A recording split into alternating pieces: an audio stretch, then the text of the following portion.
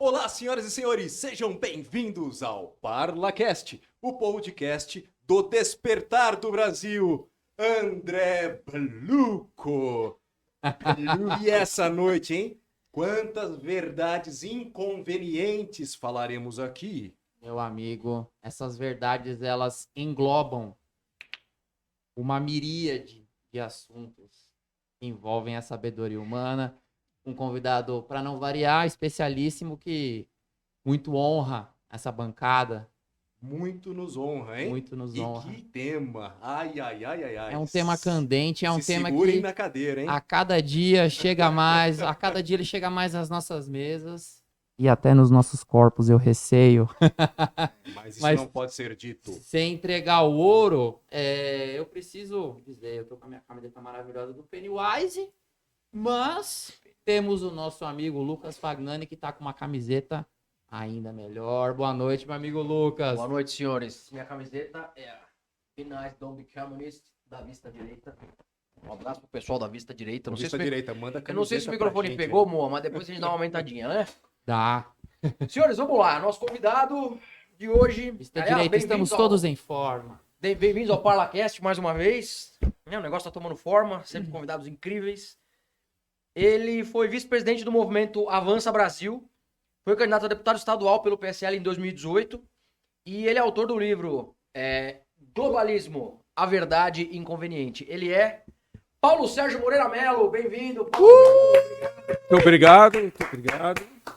Uma honra para mim também estar aqui com vocês. Acompanho vocês há muito tempo. Que bom. Felizes com a tua presença aqui. E eu Obrigado. estou muito feliz em recebê-lo aqui, Paulo. Obrigado. Lembro de outrora, quanto tempo nós no chão ali do Centro Cultural Vergueiro, se eu não me engano. Centro Cultural Vergueiro, É, né? sim. Estávamos Centro em Cultural de São Paulo. São Paulo, meia dúzia de pessoas ali, Sim, né? é. Começando movimentos e trabalhando para que a gente pudesse fazer um despertar. E Verdade. depois de quantos anos nos encontramos aqui? Estamos aí firmes na mesma causa. Né? Eterna, né? A eterna, continuando no despertar, obtivemos progressos, né? Animadores, Sim, sem dúvida. alguns reveses, mas faz parte da guerra, não é? Faz parte da guerra, mas é o que, para variar um pouco, o Olavo sempre dizia, a gente sempre diz muito isso, né? Além da incansável busca pela verdade, que nós que é o cerne aqui do podcast, Paulo, a gente nunca pode esquecer a diferença de infraestrutura e superestrutura. Superestrutura são políticos, Supremo Tribunal Federal, né, o Executivo, o Legislativo, o Judiciário, etc. As entidades aí oficiais, não é? Agora, a gente nunca fala do presidente do sindicato, dos reitores das universidades, e é aí que a gente tem que atacar. Né? O globalismo começa por ali, né? As pessoas não sabem quem foi Antônio Gramsci, e a gente precisa Isso. espalhar essa informação. Sim. Né? Então, nossa, o Lula ganhou. Nada está perdido. Nada está perdido. É o que eu falei, eu comentei com os meus amigos assim, é ruim? Mas não é uma sentença de morte.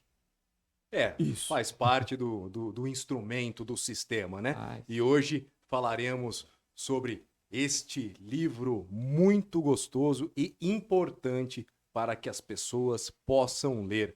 É o livro Globalismo, a Verdade Inconveniente, do meu amigo Paulo Mello. Paulo, Oi. e essa abissal diferença aí entre teoria da conspiração e o que as pessoas, né, de fato, que as pessoas não podem ver, não podem saber, né? Então, eu acho que esse livro seu deveria ser obrigatório nas escolas, deveria ser obrigatório para as pessoas, para os jovens, para que pudessem despertar. Eu queria que você contasse um pouquinho de como nasceu a ideia do livro. Sim, sim. Bom, desde aproximadamente 2017, eu tenho me interessado pelo tema. Aliás, já em 2015, num grupo onde estávamos o Luiz Felipe, eu, a Acorda Brasil, esse grupo ainda existe. Luiz Felipe de Orleans e Bragança, né? Para deixar para os nossos Luiz leitores. Felipe, deputado de Orleans e Leitores, Bragança. Em breve virá, pra quem participar, certamente. Olha, Com certeza. estávamos, eu, ele e várias outras pessoas, dentre eles o Jorge Pfeffer, a Meire Lopes, falecida recentemente, a grande ativista. Mary Lopes, Sim. aqui, ó. Ah, eu não sabia. Olha só, É. olha como é a conexão, né? Fazendo um parênteses. Eu queria hoje, eu deixei pro final, mas você já tocou, né? Eu queria deixar esse programa em memória Ah, que bom. a Mary Lopes, Olha aí, uma grande amiga. que combateu o bom combate. Sim, muito, muito. Entendeu a guerra, né? E eu citei o Jorge Pfeffer porque ele, na conversa ali, naquela época, como muitos, eu estava aprendendo um monte de coisa, e na conversa ele falou, porque os globalistas, isso em 2015, mais ou menos, tá? Os globalistas aí representam uma ameaça, mas eu falei, o que é globalistas? Agora, isso no WhatsApp. Ele falou, é um grupo que está querendo tomar conta do mundo e vai estabelecer um governo mundial. E como eu usava muito daquilo de joga mesmo para aprender, você tem que botar a cara, mesmo dizendo, mostrando que não sabe. Aí eu falei, não, isso é impossível, isso não vai acontecer. Como um grupo controlar o mundo? E o Jorge, sempre discreto, ele ficou quieto, né? E uns 3 anos depois, quando teve, não sei se vocês se lembram, no Brasil Paralelo, noite de lançamento do filme em 1964, logo após a eleição de Bolsonaro. Aí eu vi o Jorge lá e falei, você vê, Jorge, você tinha falado aquela vez, me chamou a atenção, eu já estou estudando isso desde o ano passado, que era 2017, estudando mais a fundo. Ele falou, você viu? E agora eles estão aí, né? Então, falei, embaixo dos nossos narizes. Eles estão... Então, esse interesse começou aquela vez que ele falou, ficou meio aqui, aí fui ouvindo aqui e ali. Em 2017, esse interesse eclodiu e veio parar nas minhas mãos um livro que eu estava comentando agora há pouco sobre o assunto com o Alfredo, cujo nome era Os Anjos Caídos Entre Nós. Subtítulo, O que você precisa saber.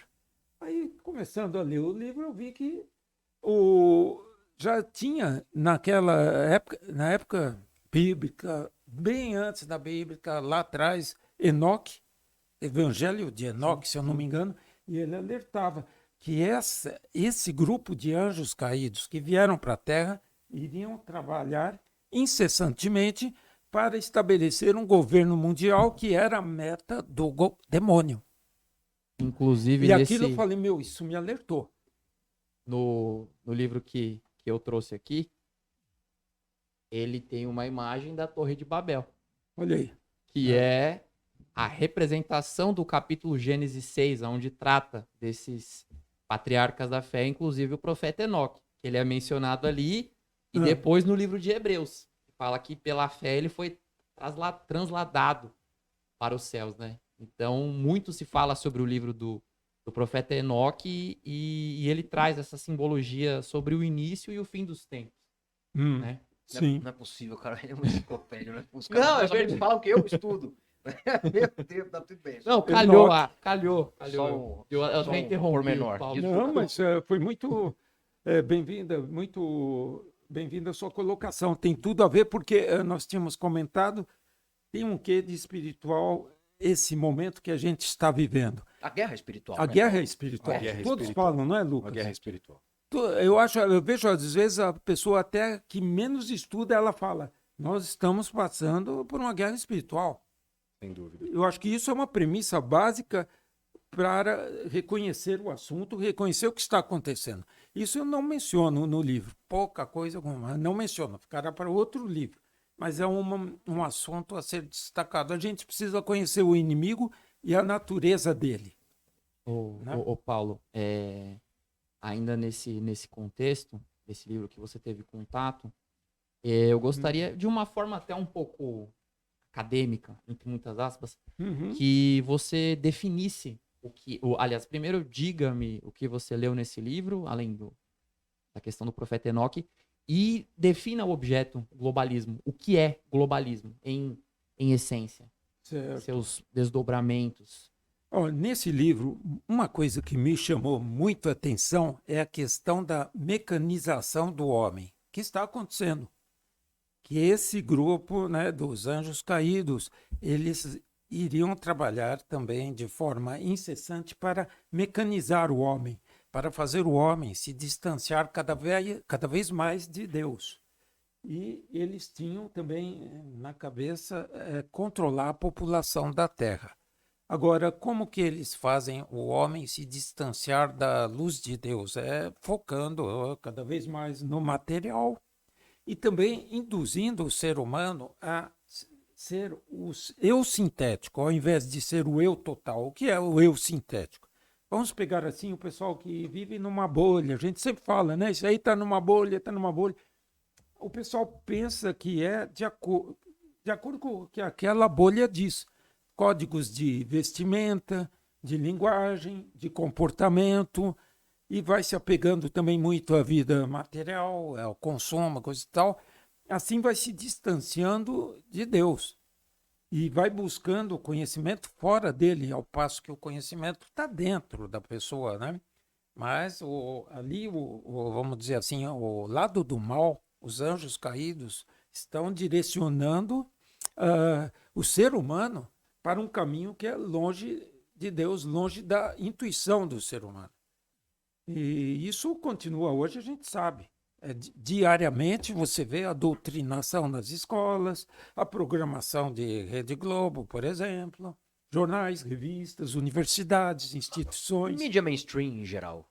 Mídia mainstream em geral. Ensino, cultura e imprensa. Né? Isso. Basicamente, a Quem tríade... detém os holofotes da sociedade, aliás, os alto-falantes da sociedade. Né? Exatamente. Basicamente, a tríade gramsciana de implantação do socialismo sem deflagrar uma bala. Nem precisa. E o Paulo coloca aqui no livro, né, que compreender os bastidores e a origem do controle é fundamental para os que buscam a liberdade. E você traz no livro bastante um olhar histórico para que a gente possa compreender Sim. essa questão do controle, né? Você disse e nos trouxe aqui a questão dos anjos caídos, e isso Sim. não é de agora. Queria que você colocasse. Dos anjos caídos? Não só dos anjos caídos, mas a questão do controle, Do da busca do controle, poder né? e do controle da humanidade. Sim. Isso não é de agora. Vem desde lá atrás, sempre teve em cada civilização aquela elite que controlava tudo, né? Vamos colocar assim também. E, por exemplo, em Roma, em outras civilizações, sempre teve a questão da elite e da formação das oligarquias. E como eles se mantinham no poder, controlando as massas e fazendo com que as massas trabalhassem para eles, né? Para manter eles com o poder perene e totalitário. Isso tem sido através de toda a história, né? A gente vê isso acontecendo hoje com toda a manipulação. Na questão da manipulação, vamos falar essa questão da mídia mainstream, que o Lucas tocou nessa questão, né?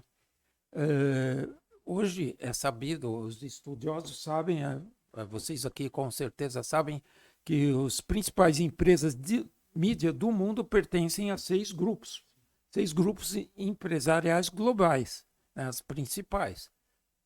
E elas formam o senso comum.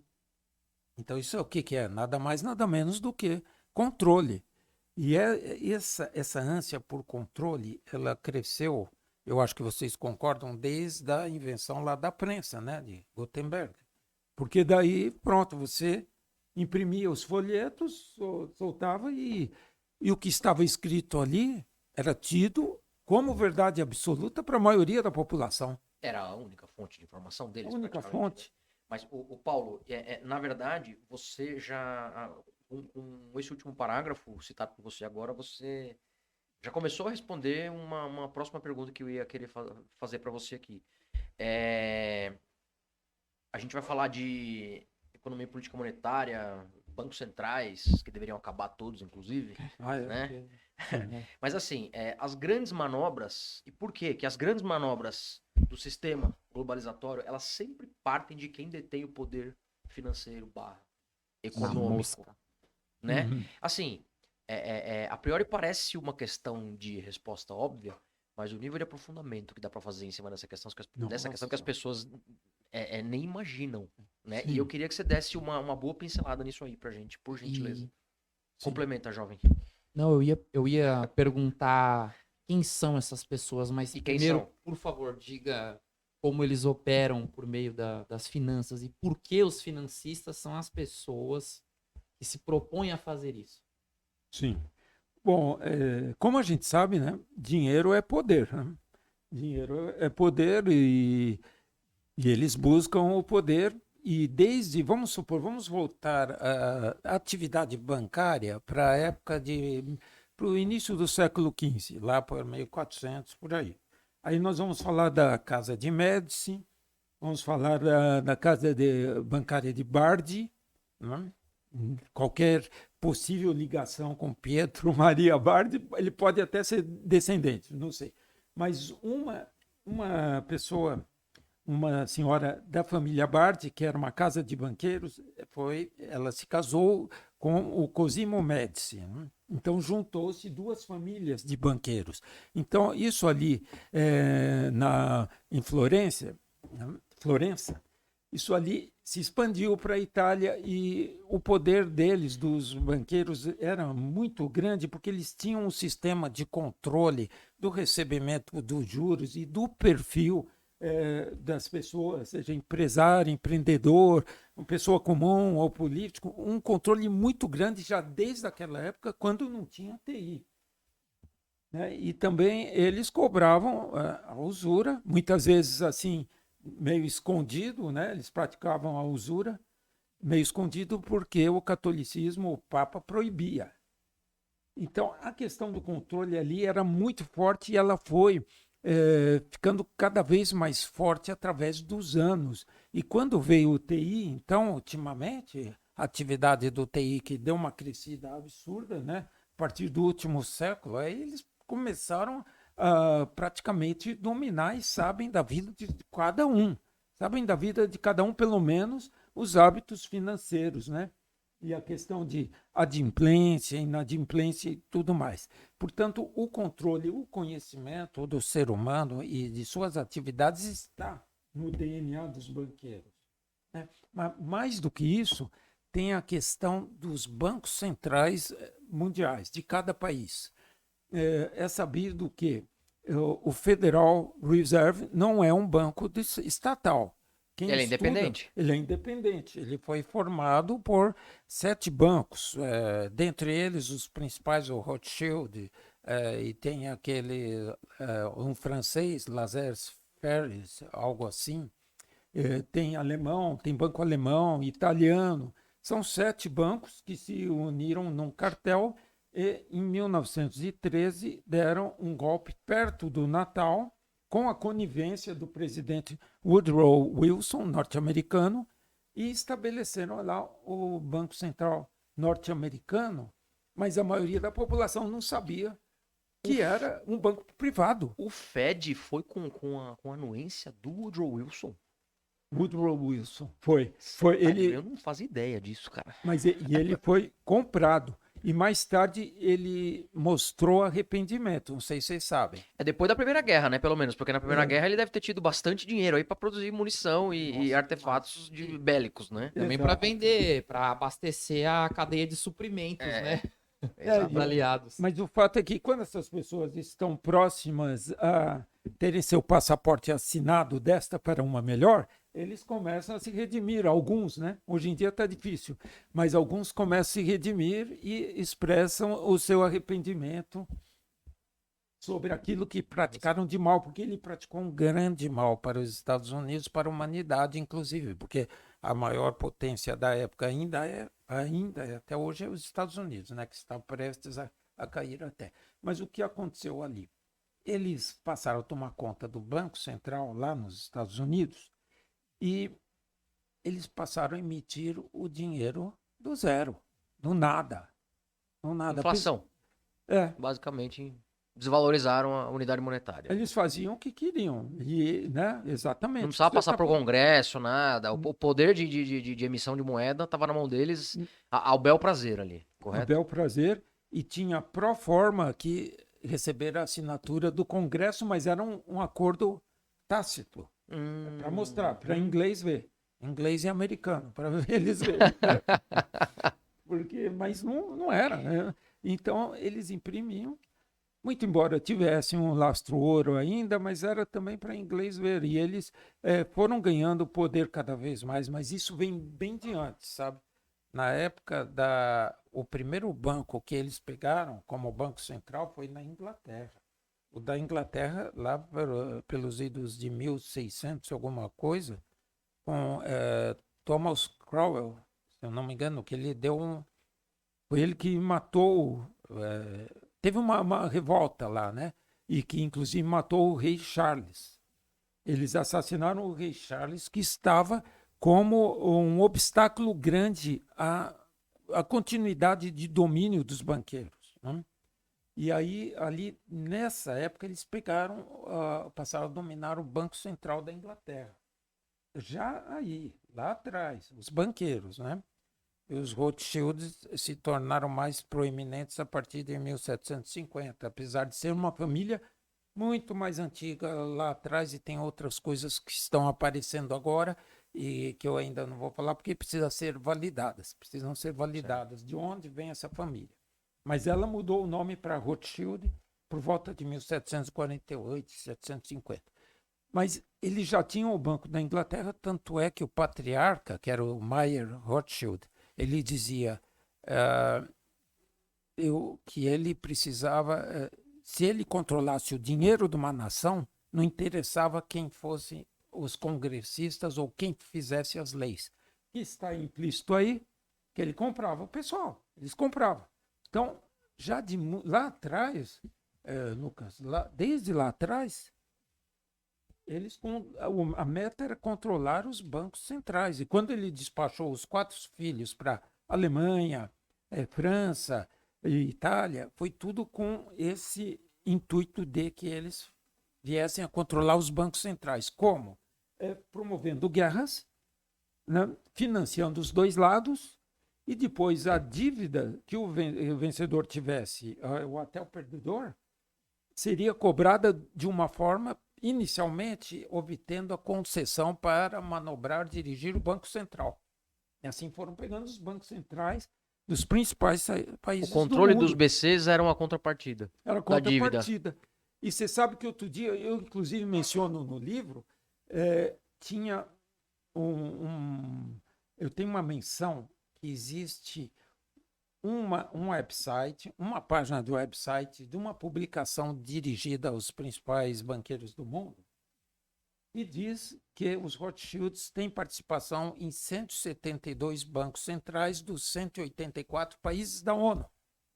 Agora, outro dia eu fui tentar acessar, já tiraram do ar essa página. Mas quem me mostrou a página, pois nota do editor, o Roberto Lacerda, que colocou. Mas eles tiraram, mas eu achei que está num blog. Só que tá em tudo que estava lá, está no blog. Só que eu não estou mencionando o blog ainda, porque não é algo oficial. Aquilo era oficial, era de uma publicação respeitada no meio bancário. Quer dizer, os Rothschilds e outros que vêm logo atrás dele, com cotas menores, controlam os bancos centrais principais do mundo. Olha, isso é muito sério. Eles controlam o mundo. E emitem o dinheiro, na maior parte das vezes, sem lastro.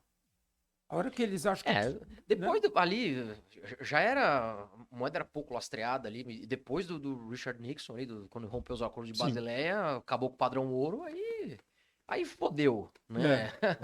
E agora com a 1973, digitalização... 73, 74. Não me lembro, não consigo precisar o ano.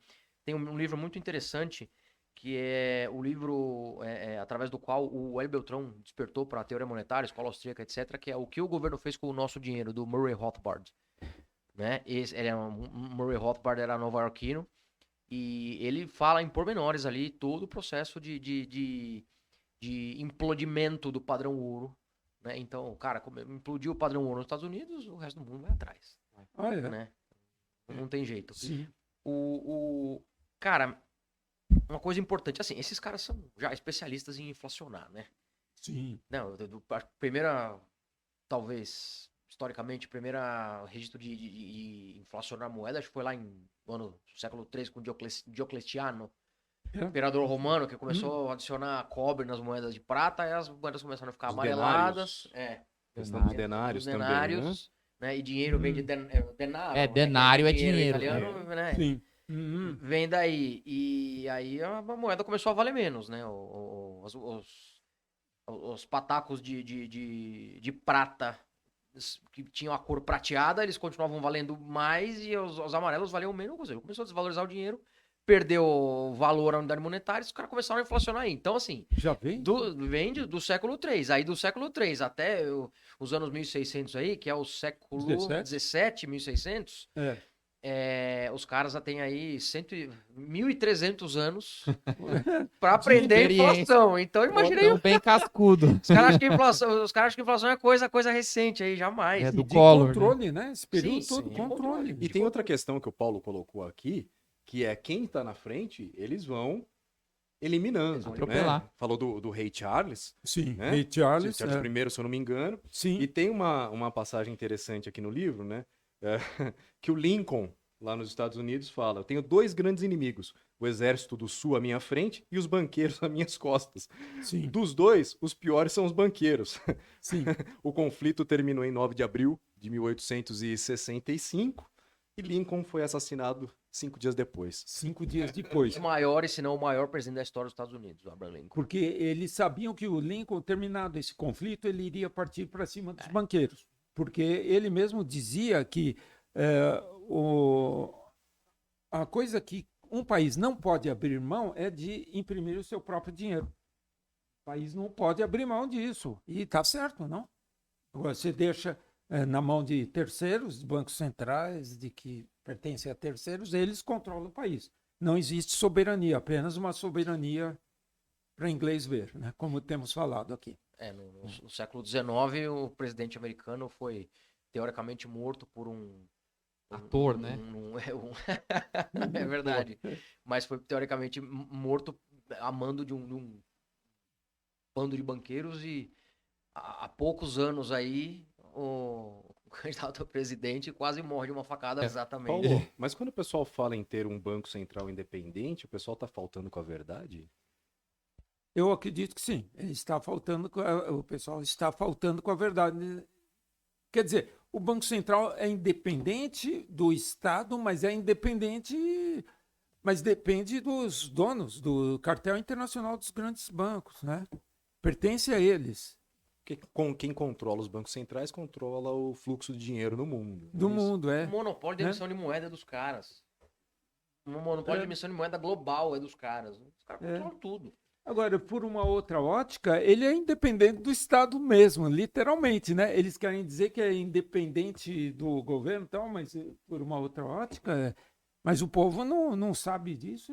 A maioria, gente como nós que estuda, sabe, mas os outros não entendem. E a questão do globalismo, Paulo, interferindo sempre na história da humanidade, nos destinos das nações, nos destinos dos povos, no empobrecimento do povo. Incrível. Então, isso você vê durante a Primeira Guerra, a Segunda Guerra, a Revolução Russa, né, dentro da Revolução Russa, a derrubada do czar, Nicolau. Né?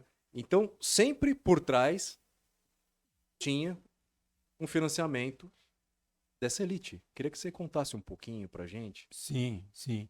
O caso da Revolução Russa é um caso típico, né? Que houve o financiamento, inclusive um banqueiro, se não me engano, do sobrenome Marburg. Isso daí eu preciso confirmar o sobrenome, mas ele se gabava, inclusive no leito de morte, de ter financiado a Revolução Russa. Ter financiado essa Revolução Russa com 20 milhões de dólares, algo assim, né? Porque esse pessoal gosta, né? Eles gostam de falar sobre o poder deles, o que eles fizeram, né? Mesmo ali, já também com o passaporte para lá, de carimbado, assinado para ir para uma melhor, ele falando lá. Ou para uma pior. Ou para uma pior.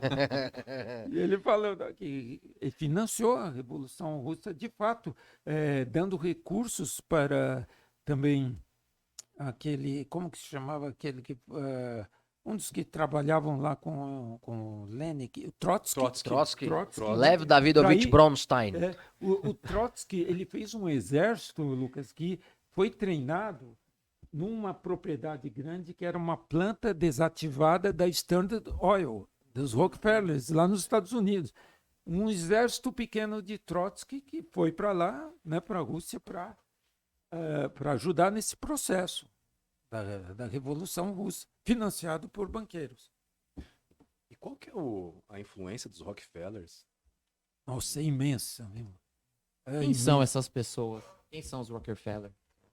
Deixar claro pro O último, Pro nosso o público. último dos é o John D. Rockefeller. John D. Rockefeller já foi. 109 anos. Não foi ainda? O David, Não. né? O David Rockefeller. David. Mas não foi?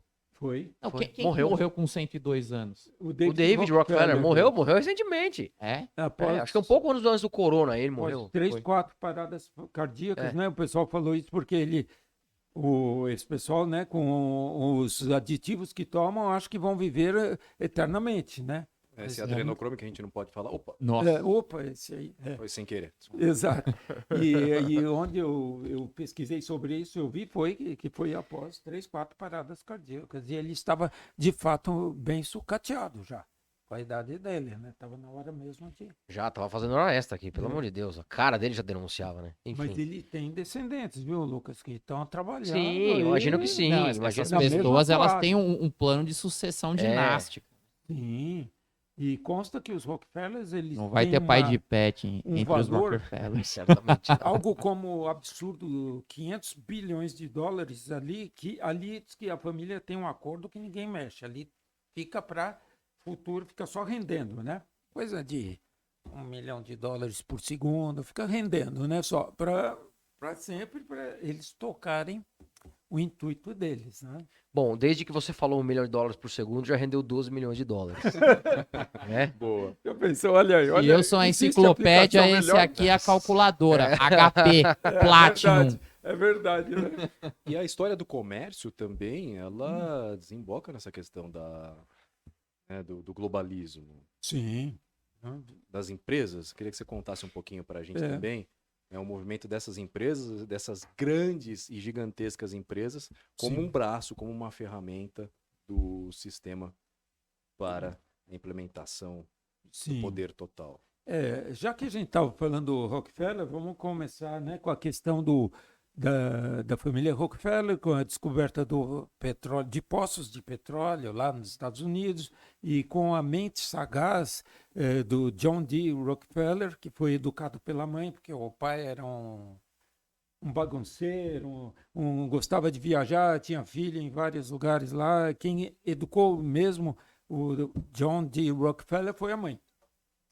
Então, ele era um cara que ele tinha uma característica de se manter frio em qualquer negociação. Então, podia ser muito tensa, ele estava lá frio e não, como num jogo de pôquer, do melhor dos jogadores de pôquer, ele não demonstrava as suas emoções. E ele foi construindo um império ali com base no petróleo, assim, inacreditável, e com a ajuda dos banqueiros também, porque ele ia para os banqueiros com planos de comprar É concorrência. curioso, E porque tinha o aporte de capital ele fazia. essa semana mesmo, eu estava lendo aquele livro do Robert Greene, As 48 Leis do Poder, Aham. e uma das leis, ele traz uma anedota do John D. Rockefeller, que é de se manter frio na negociação. Quer dizer, na verdade, a lei é a seguinte: você controla as opções, porque se você controla as opções, a vítima acha que ela está escolhendo. E aí ele tentava comprar os poços menores de petróleo dos pequenos produtores, Sim. e os pequenos produtores diziam assim: eu não vou vender isso aqui, você tá maluco? Eu vou vender petróleo? Aí ele falou: então tudo bem. Só que ele foi comprando toda a malha ferroviária que transportava aquilo. Sim, Então, no fim das contas, ele falou: se você não me vender, você não vai ter quem transporta. E exato. foi isso que ele foi.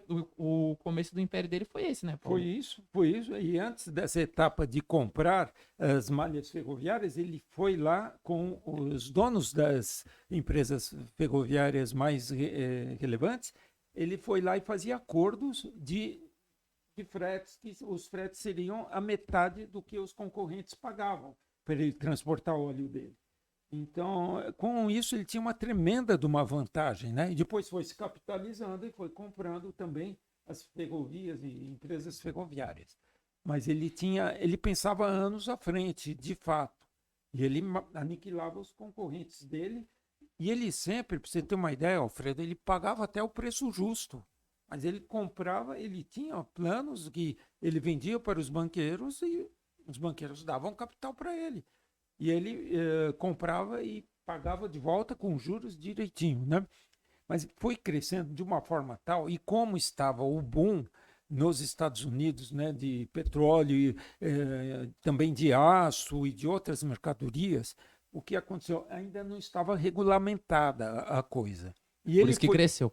por isso cresceu, porque Só ele, mencionando. ele foi formando um monopólio que impediu a concorrência de se igualar a ele. Então foi crescendo de uma forma realmente absurda, inclusive exportando petróleo para o exterior por volta de primeira década do século XX, exportando absurdo. Ele começou a tomar conta de tudo, até que veio a lei Sherman, né? Sherman Act, Lei Sherman Antitrust, Act. né? que impediu, né, a formação de monopólios, mas vocês sabem o que aconteceu, né? Deu um tiro pela culatra a Sherman Act, né? Foi, né? O Lucas mesmo pode dizer o que houve, né? Não me lembro muito bem, eu sei que foi um tiro pela culatra. Cara, eu estudei isso na pós-escola austríaca em 2017, É. na aula de concorrência, falava muito do CAD, mas basicamente foi um CAD, né? Um CAD Sim. do Piniquim, né? A Sherman Act. Sim. E aconteceu que o governo obrigou ele a desmembrar a empresa dele em 34 outras empresas. Dentre elas, hoje em dia, você tem a Exxon, tem a Chevron, tem a Texaco, né? Que a gente chama aqui de É, Texaco, Texaco é né? Texaco. E É porque é outras, Texas Company, né? Isso. Texaco. tudo empresa conhecida, né? Desmembrou. Só que ele tinha participação majoritária em todas. É, a famosa holding. Saiu até melhor para a família, porque ficou desconhecido, poucos sabem disso, e participação majoritária. O Imagina cara era tipo a fortuna. China no Não, início mas do século XX, né? Nossa. Ela tem participação em tudo. A lei foi Compra um criada- pedaço de cada coisa. A lei foi criada quando o Rockefeller já tinha consolidado o império. Ou seja, ficou melhor para ele, Sim, não é? ficou melhor para ele, já estava consolidado. Porque aí ele impede outros Sim, É, tanto que de atrapalharem os outros caras que mexiam com petróleo, que é aquele Jean Paul Getty, sim, sim. ele foi bem depois, mas ele foi Foi bem na depois. Arábia, também tem aquele pessoal da família Hammer, que inclusive até tem o bisavô deles, que foi o cara que descobriu o petróleo, depois descobriu-se que ele era um espião russo, mas tudo isso foi depois, quando a formação do Império Rockefeller já estava O cartel tava formado já. sedimentada. Deixa eu só pegar um gancho aqui. Eu vou pegar uma vírgula aqui do podcast. Paulo, eu percebo quando você começa a explanar os argumentos, os pensamentos, que quando você fala de pessoas-chave, eu vejo que você estudou o comportamento de cada pessoa. De Estou alguns, errado? alguns deles, a sua personalidade e a forma como agiam e Exato. resultados me levou a estudar o comportamento. Tá. Né? Eu só queria essa validação do meu pensamento aqui, porque eu vejo que você fala, antes de você falar a ação e o resultado da ação, Sim, desses tiranos privados, né? Uhum. sim, Você fala como que esses caras se comportavam, sim. né? E isso eu tô achando muito interessante, porque, cara, explica tudo. Não, Explica sim, tudo. explica. E agora me veio uma coisa à mente, que é a seguinte. John D. Rockefeller, ele se aposentou aproximadamente com 50 e poucos anos para ir cuidar de aquilo que chama de filantropia, né? E outros assuntos. Lembrei Deixando- do Bill Gates, olha aí que É isso que eu ia coisa. falar. Quem fez? Bill Gates fez o quê? O Bezos também. né? Bezos fez o quê? Daqui a pouco quem vai fazer? O nosso amigo Zuckerberg. Elon Musk vai fazer. O Elon vai. provavelmente. vai. Então, e isso que eles chamam de filantropia faz bem para quem? Para o bolso deles e para o controle deles e para a mente deles. Porque para o povo, em geral, eu acho que só traz controle e cerceamento de liberdades individuais. Não? Exatamente. Você cria deixa o gado cada vez mais gado, É. cada vez Mas- mais cabresto. Não é interessante esse negócio? Eles seguem o modelo daqueles que deram certo, entre Fizeram aspas. sucesso. Fizeram Oh. sucesso, né? Vamos agora aposentar, vamos cuidar lá da filantropia, né? O Paulo, entrando num aspecto mais prático, né? Vamos dizer assim, para uma pessoa que não é tão versada em economia, e finanças, explica o que acontece quando você coloca o poder de emitir moeda, de ao menos conhecer os hábitos de consumo de uma pessoa, de influenciar a sua cultura. O que acontece é mais e mais controle, né? E, por exemplo, vamos dizer assim, vamos dar um exemplo aqui dos Estados Unidos, da economia pungente dos Estados Unidos, né? Eu acredito que eles não esperavam que a economia dos Estados Unidos atingisse o nível que atingiu. Daí a obsessão deles de colocar os Estados Unidos para baixo, principalmente agora, né? Que eles querem, de qualquer forma, acabar com a hegemonia do dólar, que já está acontecendo, e fazer o país entrar numa certa recessão. Então, ali, com a economia livre mercado e tudo mais, vai expandindo naturalmente a economia, gerando empregos, gerando novas empresas, promovendo mobilidade social. E com essa coisa de promover, de gerar novas empresas, é ruim para eles, né? Porque eles criam ali concorrentes em potencial para o monopólio deles, né? Normalmente eles vão lá e convencem o cara ali no pé da orelha a fazer parte do time. Convencem que o cara é uma pessoa especial, que faz parte de uma elite e que deve governar o mundo, porque a pessoa comum, ou mesmo alguns que destacam mais na sociedade, não têm maturidade para isso. Então, esses iluminados, né, eles querem minar o mercado para ter menos concorrência surgindo.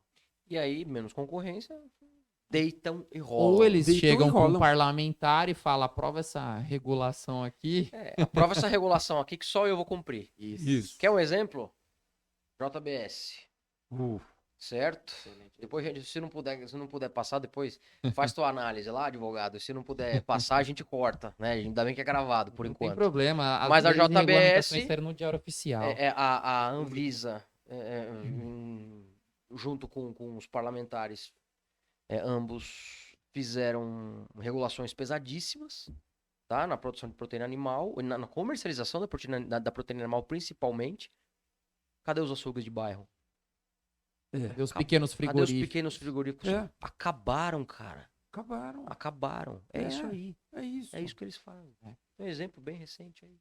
Outro dia eu fui na casa de uma pessoa do Avança Brasil, lá em São Caetano do Sul, fomos trocar uma ideia, inclusive no ano passado, a época da eleição, e ele me mostrou lá na rua, que é perto da GM, ele falou, ó, tá vendo ali embaixo aquelas portas fechadas? Eram tudo pequenas oficinas que trabalhavam até para a GM, mas que sucumbiram ao ISO 9000, ISO 14000, não conseguiram acompanhar, não conseguiram colocar obter as certificações. E o que eles estão planejando agora? A certificação ESG para atacar o mundo inteiro, né? Nós vamos falar bastante de ESG. A gente vai falar bastante, é uma das últimas pautas, mas a gente vê aqui, né, André, Lucas e Paulo, a gente vê, vamos fazer um panorama geral. Um panorama, boa, sim. boa. Então a gente vê comportamentos parecidos, que o Lucas levantou aqui, interessante, questão comportamental. Com certeza. A gente vê um monopólio, para que ninguém mais possa entrar na área onde eles atuam e que eles possam atuar e reinar onde quer que estejam e que acabem com os pequenos e médios. A gente vê a questão da filantropia, né? Onde eles vão dominar a ciência, vão dominar a educação, né? Vão, através da filantropia, né? Com as doações para as faculdades, com as doações para os cientistas. Doação para faculdade, né? Doação para cientista. Nunca uma doação pareceu não. Nunca uma doação foi tão nociva. E a questão do avanço de agendas e agora esses selos certificadores, no caso da ESG.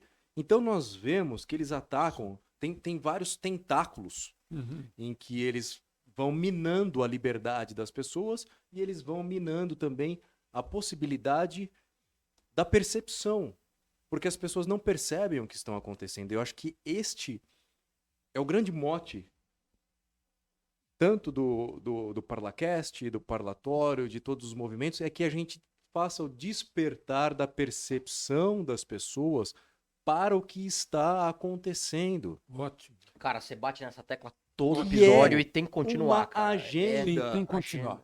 De deixar as pessoas adormecidas Sim. para que elas não entendam nada do que está acontecendo, Emburrecer as pessoas. emburrecidas, Sim. né? Dentro de uma mecanização comportamental, dentro de uma padronização comportamental e dentro de você perder a fé e se afastar do espiritual. Isso.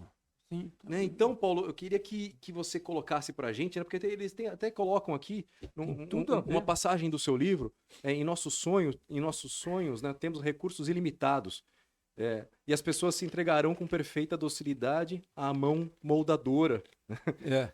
As atuais convenções educacionais desaparecem de suas mentes e, desimpedidos pela tradição, trabalharemos nossa própria vontade sobre o povo.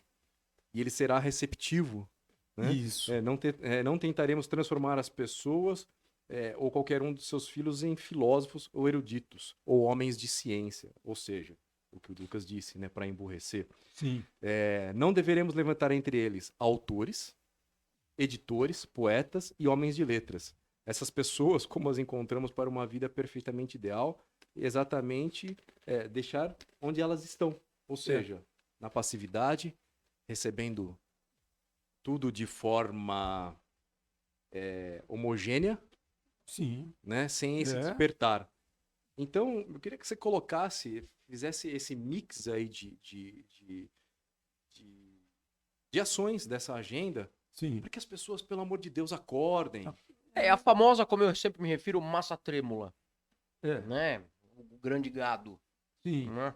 Sim. Como acordar, como chacoalhar essas pessoas. Né? Mas como chacoalhar, como fazer acordar, como fazer eles despertarem e contribuírem com a humanidade, no sentido de que um fala para o outro, né? Um explica o que está acontecendo. Você vê a questão, você falou aí da tradição, que ele falou, né? Esquecendo a tradição, algo assim. Eles não querem que o ser humano conheça a história. E um ser humano que não conhece a história do seu país, do mundo, vamos começar em casa, da sua família, Da sua do seu própria país, existência. da sua existência. É um ser humano perdido no tempo. Ele fica na mão das bolhas, né? As bolhas de amizade, de faculdade, de trabalho. Para manter a liturgia do fica o ser programa. humano mecanizado. O Olavo, ele tinha uma frase lapidar nesse sentido. Ele falava muito de quando você destaca o ser humano da tradição, da família, da história, ele vai ficar refém dos seus impulsos mais baixos e do seu desejo de consumo. Muito mais facilmente capturáveis. E quem é que vai controlar a máquina de propaganda que vai estimular esses desejos, essas recompensas oferecidas pelo ambiente? A grande mídia. O sistema. O sistema em geral, ele usa a grande mídia, mas é o sistema. Né? Você vê só uma parte que, para continuar, né, o que você tinha. Mas a Rede Globo, eu entendo a Rede Globo, por exemplo, não é uma emissora de TV, rádio, uma empresa jornalística. Trata-se de um think tank globalista, né, composto por militantes. O objetivo é esse. Tem que ser militante para estar lá. O objetivo é militar, porque as pessoas falam assim, as pessoas inocentemente, a meu ver, falam assim, olha, que absurdo, como que a Globo, a Rede Globo, como que a imprensa faz um negócio desse? Esse é o objetivo deles, cara. Eles estão aí pra isso, a imprensa não tá aí pra informar, nunca esteve. Nunca esteve pra informar. E esse domínio desses grupos na imprensa mundial hoje é assustador. É assustador, é hegemônico. Sim. Né? Eles não têm, nós não temos mais, assim, com o advento da internet, eu acho que nós tivemos uma janela de possibilidade de poder falar livremente. Sim. Mas essa janela está fechando, Paulo. Nós precisamos impedir que ela feche, né? Hoje eu estava lendo um artigo que diz que é impossível o que eles querem de censurar as redes sociais e tudo, mas não tão impossível. Se a gente ficar parado, Se eles vão comendo pelas beiradas, eles vão não- conseguir. Eles vão conseguir. Nós temos que ficar no pé de cada parlamentar, fazer ele saber que todo o poder emana do povo e fazer com que eles, nas votações, eles sigam. Nós não podemos, não pode haver uma coisa como regulamentação das redes sociais, não é, André? Porque o que é a rede social? É a praça pública digital. As pessoas não vão na praça pública conversar. Olha, digital, mundo digital, nas redes sociais. Cada um coloca a sua opinião. Aí eles falam, mas fake news. Peraí, meu amigo, fake news, o primeiro que sai fake news são as empresas de vocês. É o primeiro grande distribuidor de fake news do mundo. Mas aí a gente ingressa no Só um âmbito minutinho. da... Como é que é? Eu vou anotar essa frase sensacional. As redes sociais são a praça pública digital. A praça pública digital, Ágora. onde as pessoas vão A A Ágora, e né, conversam. André? É a Ágora. Não, É, mas agora. esse aspecto das fake news que o Paulo mencionou, a gente envereda para o campo da guerra semântica, né, Alfredo? Sim, a guerra. Sim. Eu não vou nem mais falar Porque de narrativas. fake news, mas é a porque guerra fake de- news é rotulação.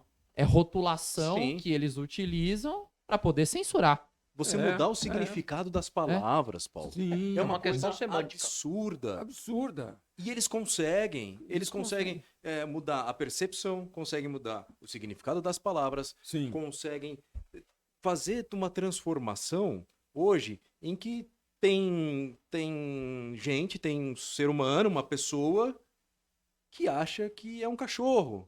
E a pessoa sai como um cachorro no shopping, com uma coleirinha, com orelha e fala, eu sou um cachorro, hoje eu me sinto um Isso é um cachorro. absurdo, né? Gente, Pra quem tá assistindo aí e nunca viu, né? As pessoas acham que o Alfredo tá elucubrando alguma coisa aqui. Bota no YouTube aí. Faz uma busca burra aí no YouTube.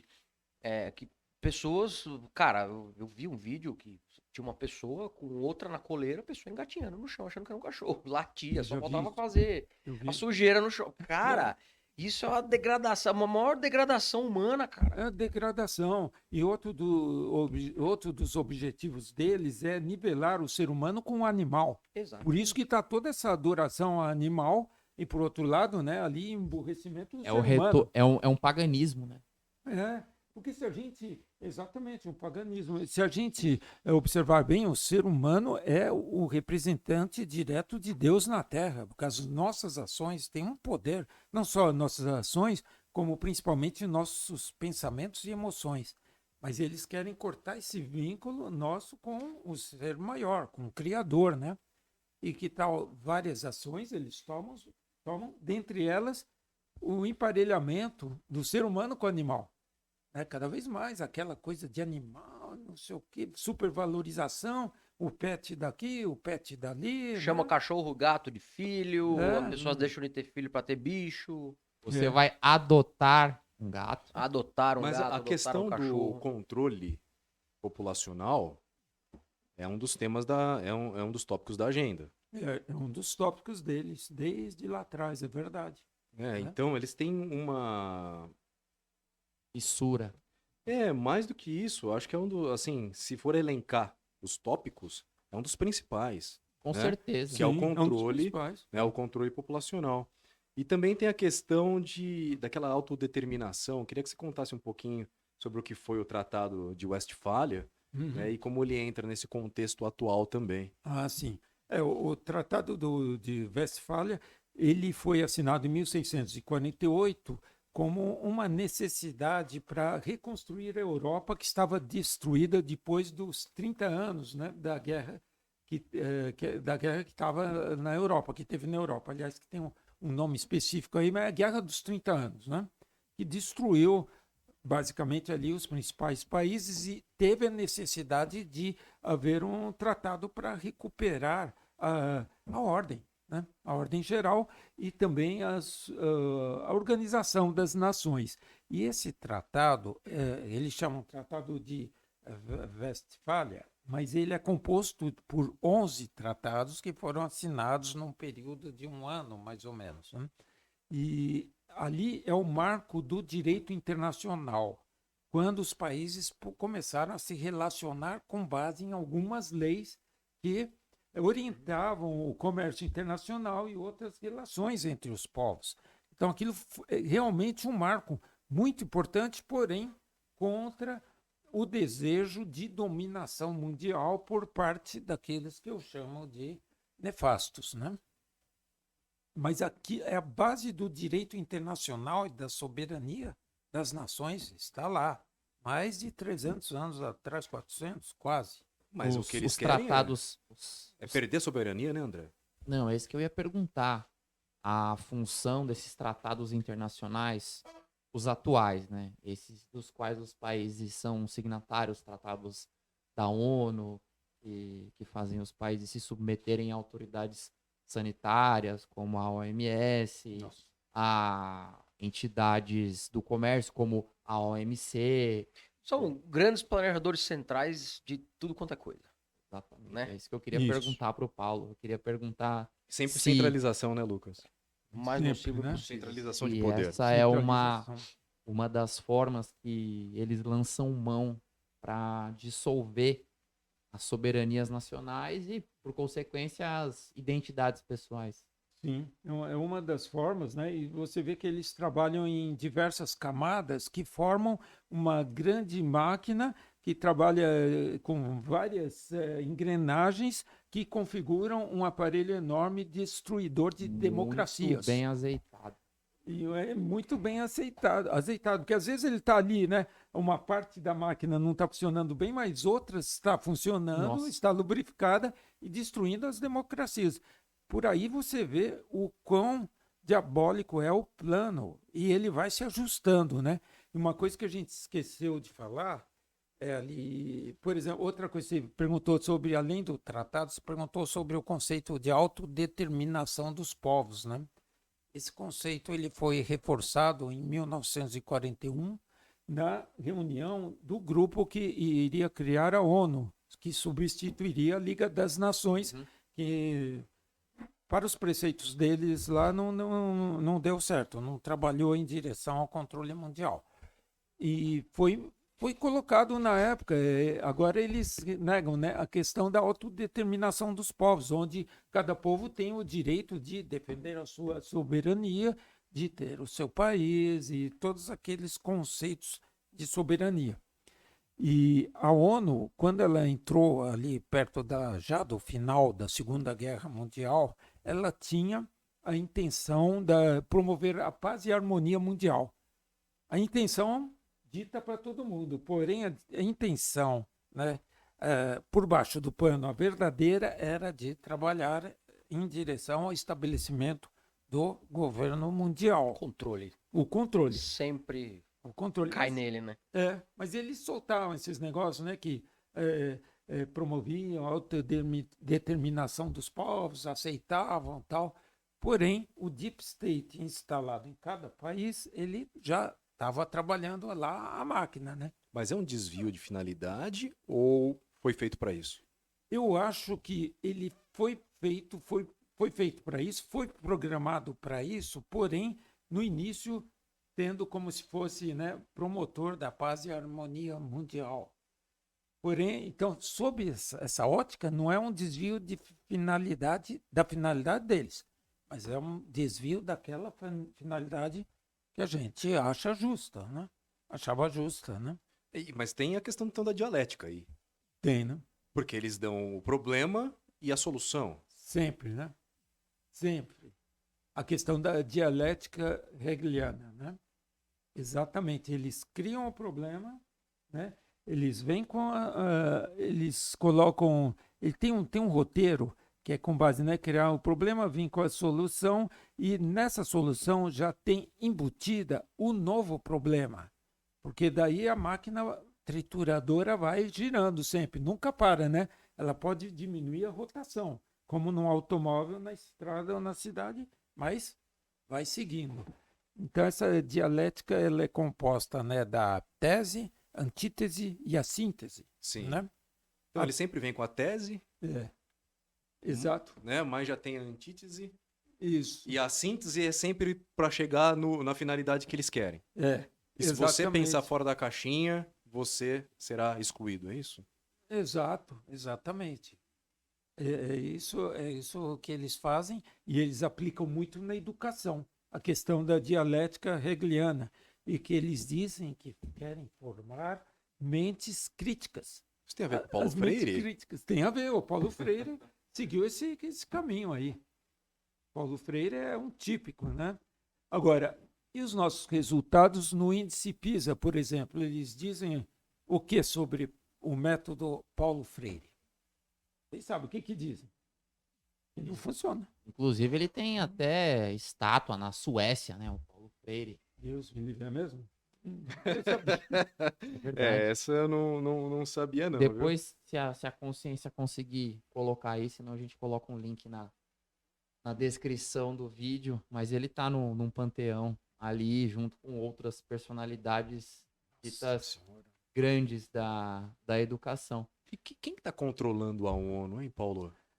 A ONU, quem controla, eu vejo que são os globalistas, como o pessoal do Clube de Bilderberg, o pessoal do World Economic Forum, Klaus as Schwab. grandes empresas mundiais, né, as farmacêuticas, automobilísticas. George Soros tá aí etc. no meio, certamente. George Soros. Hoje né? em dia é o Klaus Schwab. Certamente. O Klaus Schwab é o que me dá mais. O Klaus Schwab é o sumo sacerdote da nova ordem mundial. Esse daí, né? Inclusive, ele vem sendo contestado por aquela frase dele que ele insistia em dizer que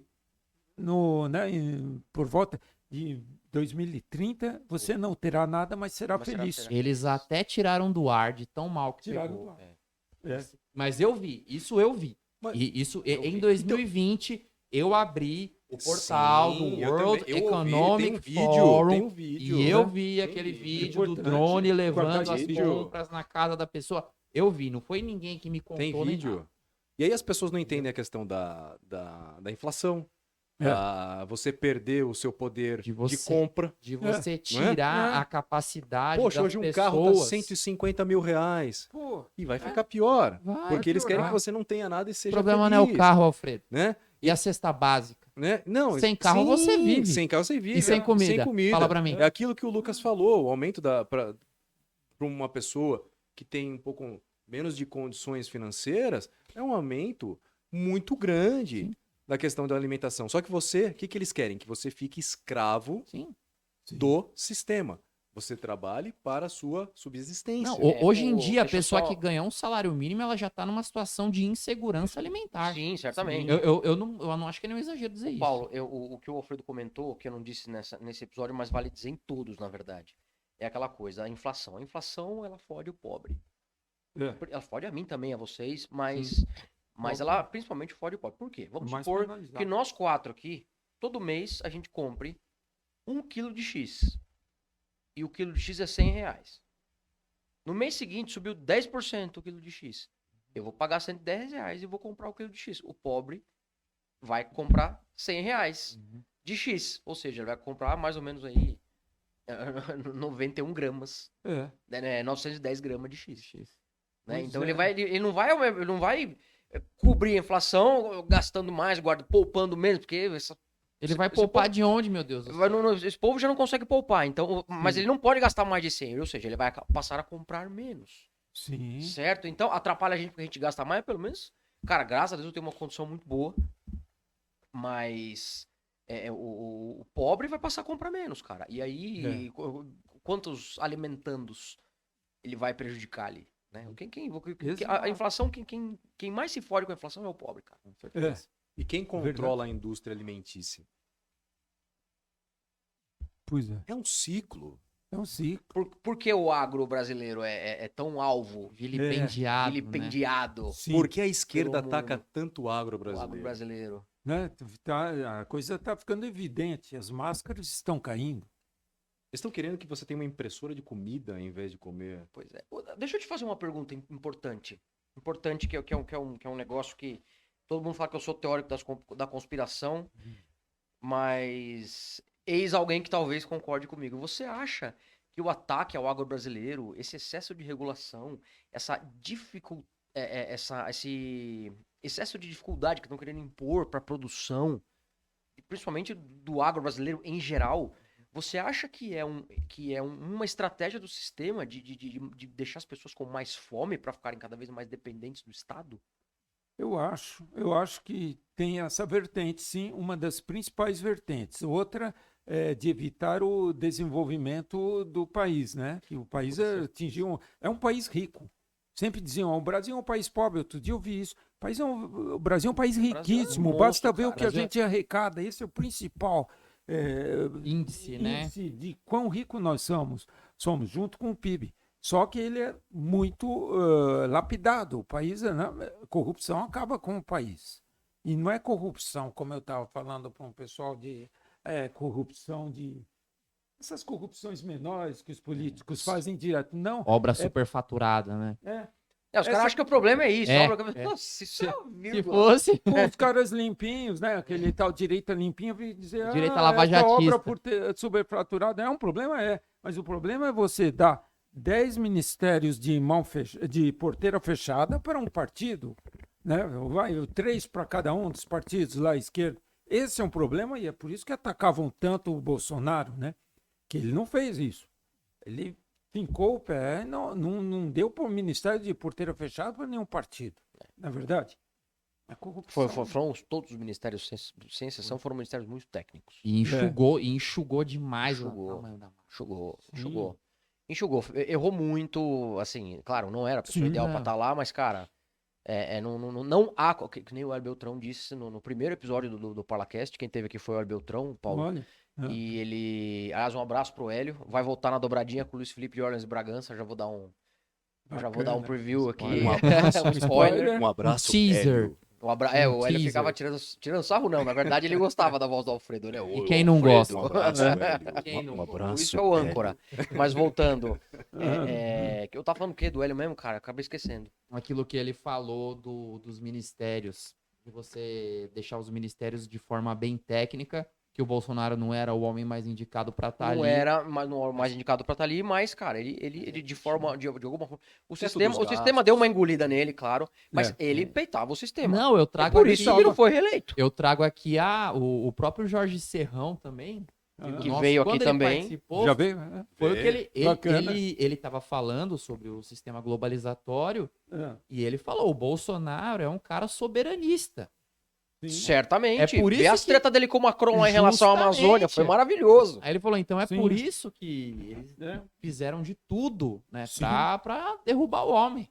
E eu acho Não que... é interessante ter uma pessoa que cuida do próprio quintal, pra Sim. quem quer pegar as suas galinhas, né, as suas hortaliças e todo o resto, até sua mulher se deixar. Ô, André, mas você colocou um tema aqui interessante, né? Você falou do Macron. Eu vou entrar aqui nos filósofos franceses, né, Paulo? Com Eu queria quem? isso, eu outros. queria que você colocasse um pouquinho a influência desse pessoal aí para os globalistas. Sim. Eu penso assim que todas as estratégias principais dos globalistas são formuladas pelos sociólogos, antropólogos e esses filósofos progressistas. Sem o trabalho deles, que é pago a peso de ouro, não tem essas estratégias todas dos globalistas. Então eles lançam uma estratégia, por exemplo, fica em casa que a economia já vem depois. Aí eles lançam e ali eles ficam de binóculo vendo a reação da população. E a reação da população vai ser usada para novos problemas que serão movimentados via estratégia hegeliana, dialética hegeliana, não é? Para como está controlando a população. Como a população recebeu isso? Ficou em casa ou não? Aí eles descobrem, né? Ficou, a economia realmente baixou, a inflação está vindo como queríamos, né? Vamos ajustar isso aqui. Aquele pessoal lá que refuta vacina, por exemplo, tratamento precoce, precisamos ficar de olho neles. Eles vão trabalhando. E são os engenheiros sociais. Os engenheiros sociais, aquele que você vê está tomando café num Starbucks, os dois estão conversando e a garota dá para o interlocutor um cartão Érica Almeida, engenheira social. Endereço lá no Rio de Janeiro, como é? Baixo Open Gávea. Society Brasil, por exemplo, né? Meu Deus. É composto, né? Existe um staff, uma galera que faz Claro, tudo não, isso. mas esse negócio de uso de máscara, por exemplo, né? É. Agora as pessoas estão caindo em si, né? Tem uns alienígenas que usam máscara ainda no meio da rua. Meu Deus do Tem, céu. eu vejo. Que vontade de chacoalhar essa galera. Mas isso é uma baita de uma engenharia social, cara. Nossa. O Paulo, só seguindo um pouco o roteiro aqui, queria falar um pouco de agenda climática. Aliás, ele não terminou de... Não, Ah, só ia falar a questão também da Revolução Francesa. Né? Ah, verdade, Porque verdade. a Revolução Tem que falar. Francesa aí tem uma influência muito grande também, né? Nossa. Além dos filósofos franceses. Sim. E uma coisa tá ligada na outra. Tá, uma coisa está ligada na outra. A Revolução Francesa é conhecida como a mãe de todas as revoluções, né? Ela tem um cunho progressista incrível e ela, por exemplo, dali saiu uma frase que o Klaus Schwab usa até hoje, proferida por Rousseau, que é assim: a propriedade privada é a origem de todas as desigualdades. E até hoje os caras se valem disso. Claro, E daí então ele poderia compartilhar as propriedades que ele tem na ilha de Capri conosco, né? Exato. De acordo? Tô Exato. aguardando o convite. Né, você vê, então, e o Klaus Schwab está com essa coisa, né, de você não terá nada e não será feliz, voltando só um Inclusive a pouquinho, propriedade e será privada, né? Inclusive. feliz. Inclusive a propriedade. Isso Sua vale casa, isso vale inclusive, para sua eles casa, também? Não, só vale. Isso vale para eles Não, também, não Paulo? vale. De não ter nada? Para eles não. Para eles são. Você entra na página da família Rothschild Archives, né, Archives, e lá tem a lista de propriedades dele. Fica bobo de olhar. No mundo inteiro, castelos, fazendas e outros bichos.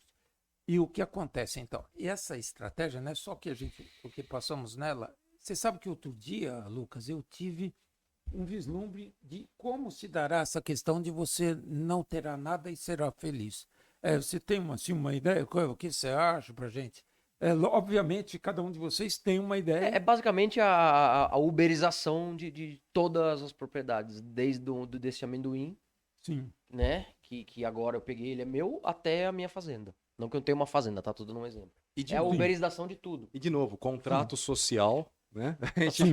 A gente vai na questão filosófica, né? Do contrato social. Do contrato social do Rousseau. do Rousseau, não é isso? O Schwab fala muito, precisamos refazer o contrato social. Ele se entrega Olha lá, toda os hora. filósofos. Então aí, Olha, que vem da Revolução Francesa, bando né? de filha da puta. Agora, Né? eu vi também, como eu acho que eles querem fazer isso, Vai sabe? dar um short. Vou colocar no meu. Essa Pode pôr. É isso que eles questão são. da inflação que eles colocaram no mundo depois da pandemia, que o Schwab fala bastante da É, o pandemia, Great né? Reset. Great Reset, essa inflação que veio no mundo e que, por exemplo, fez com que os carros ficassem muito mais caros, né? Como o Alfredo citou aqui muito bem, um carro de 150 mil é um carro médio. Tudo isso, ele veio para endividar também as pessoas. A inflação que você citou, gerando inflação, né? Falta de vários produtos, vai endividando as pessoas e chega uma época que a pessoa, como ela vai se livrar dessas dívidas? Você vai dar a sua propriedade para o Estado. Você vai dar a propriedade para o Estado, vai dar sua casa, seu carro, isso, aquilo. Mas vai reclamar. Não, mas aí a sua dívida acaba. Você não vai ter nada, mas será feliz. Mas Isso já onde eu vou acontece morar? aqui, né? A sua casa é do Estado, mas você pode morar lá um tempo, mas é do Estado. Seu carro nem você vai alugar no Turbi, aluga no Turbi, no Alto e outros. Com o crescimento de aluguel de automóveis, vocês vai baratear, vocês vão poder né, ter automóveis Locomoção, alugados, né? motocicleta e tudo, metrô está aí, está barato. Então, com isso, eles vão, né, entrando nessa coisa, dizendo daí que estão acabando com as desigualdades, porque estão atacando a propriedade privada. Ou seja, eles tiram tudo de todo mundo, eles são donos de tudo, e aí acabou a desigualdade, porque eles são donos de tudo e a grande maioria não tem Gente, nada. quem não aqui tem não nada. sabe que a fortuna dos bilionários durante o período de crise sanitária aumentou? Aumentou pra caramba. Aumentou, gente. E outra, André, não é só Muito. endividar as pessoas, é endividar os países. Né? Sim. Os tratados europeus também né, em que os países têm que pegar o dinheiro emprestado, acho que de bancos privados, se eu não me engano, e com Sim. taxas altíssimas de juros. É. Né, e daí tem acho que também o Tratado de Lisboa, em que tem a questão da Constituição, em que Sim. se você não passar uma coisa por plebiscito, você consegue passar de outras formas, ou seja, eles cercam por todos os lados. Cercam por todos os lados, eles cercam. E estamos nas mãos do cartel internacional dos grandes bancos que manipulam o dinheiro, né? Agora, existe uma ameaça para eles, e você sabe, o Alfredo sabe muito bem qual é. Que eles estão tentando acabar, vão tentar acabar sempre, que são as criptomoedas. Bitcoin. Opa! Comprem Bitcoin Bitcoin. subiu hoje, atingiu 30 Mas- mil. mas né? Não vendam 30 o mil Bitcoin, dólares. só comprem. Mas vem aí as moedas comprem. digitais estatais. Estatais, isso daí. Né? Mas Exatamente. isso é uma cortina de fumaça. CBDC. Fala um CBDC. pouquinho disso aí pra gente, É a Paulo. cortina de fumaça do Bitcoin, né? Sim. Hã? É. Ó, tem concorrência nas criptos, cara, mas a única que é boa mesmo. Então, No essa Bitcoin. questão aí das CBDCs, que são CBDC Coin Digital, Central Bank Digital Currencies. né? Exato. CBDC. Isso daí, esses filhos da mãe deram um jeito de se valer da Bitcoin e outras criptomoedas para lançar uma criptomoeda que pretende acabar com a nossa liberdade. Eu não sei se você sabe como eles estão planejando. As moedas digitais dos bancos centrais, elas entram ali como uma forma de monitorar a sua vida, onde você gasta e como você gasta. E o politicamente correto vai entrar por aí também. Então vamos supor, Paulo, não vou não falar nenhum de vocês aí, Paulo fez um assédio no trabalho, ele assediou uma moça no trabalho, ou se dirigiu para um colega de uma forma racista. Então, nesse mês, vamos programar a sua moeda, você não vai poder comprar determinado produto, você não vai poder comprar no supermercado, você não vai poder comprar produtos alimentícios por 3 meses, porque você exagerou ali. Entende como eles vão cercear As a cotas de liberdade? carbono também vão Então, entrar nessa. mas a questão, As E eles cotas nem de vão te carbono. falar que É você não pode, importante. você vai ver. é importante uma questão aqui, você falou assim, por exemplo, de racismo, mas não é o racismo, por exemplo, a pessoa Não é que você discriminou crê na superioridade porque racial da tem sua a cor da etnia. pele diferente. Não, racismo é o que eles determinam Determinam que é racismo. racismo. Exatamente. O mesmo vale Entendeu? pro assédio, tá? Exatamente. Assédio, O mesmo o que vale eles pro assédio. determinam que Mesma é coisa. Não é assédio real. Você entende? É o que tá na agenda e eles põem uma roupagem para ficar bonitinho Palatável, e né? palatável. E palatável. E de forma que você vai ficando, te controla. Mais um mecanismo de controle para o indivíduo. Então, vamos supor assim, aquela coisa do homem, né? Homem macho, com testosterona alta, tudo mais, vai acabando também, porque você não pode fazer nada. Se fizer, você tem seu bolso estrangulado. Eles sabem seus hábitos, onde você costuma ir, o que você costuma comprar. Se você gosta de ir em barzinho, tomar cerveja, vai te cercear. E lógico que eles não vão dizer diretamente, mas a pessoa percebe, alguém fala para eles, ou vem no extrato. Daí a importância de prestigiarmos a criptomoeda, que é um sistema financeiro alternativo que nos trará mais liberdade e nos protegerá, né? Sim. O Paulo, falando agora de agenda climática. Essa é boa. Estamos É. no clima? Então, no eu tô opa, pra falar disso aí. Já Climatizado. climatizou. Com o nosso selo verde. Eu li outro dia, deixa eu ver se eu acho. Nós estamos apenas 1 grau Celsius acima do nível mais frio dos últimos 10 mil anos e apenas 2 graus Celsius abaixo do nível mais quente dos últimos 8 mil anos. Cadê a porra do aquecimento global? Olha só. Não existe. Tá? O próprio Ricardo Felício, ele disse que... Grande Ricardo Grande Felício. Ricardo. hein? Veio o nome dele na cabeça. E não, em breve ele vai Foi estar aqui muito também. perseguido. Muito perseguido. Não, perseguido não. Ele foi...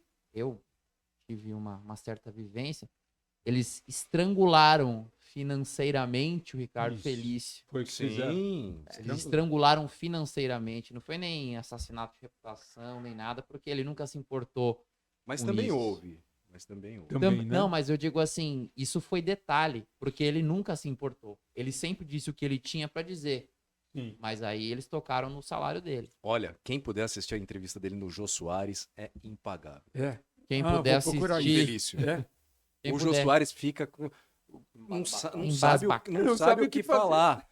E- Olha. Nossa, é incrível. Não, Quero o Ricardo ver, Felício, quero ver. ele fala, né, que eles começaram a medir a temperatura da Terra e esses índices, ele falou, eles começaram a fazer isso em 1892, no século XIX. Como é que você pode falar que está acontecendo um aquecimento global, sendo que você tem pouco mais de 100 anos de estudo? Puxa. Quanto tempo que tem a Terra?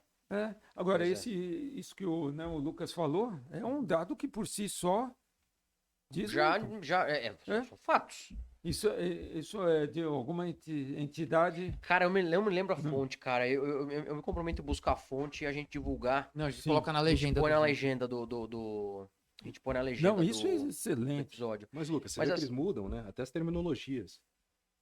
É de aquecimento Opa, global isso pra daí mudança climática. É o que eu falo.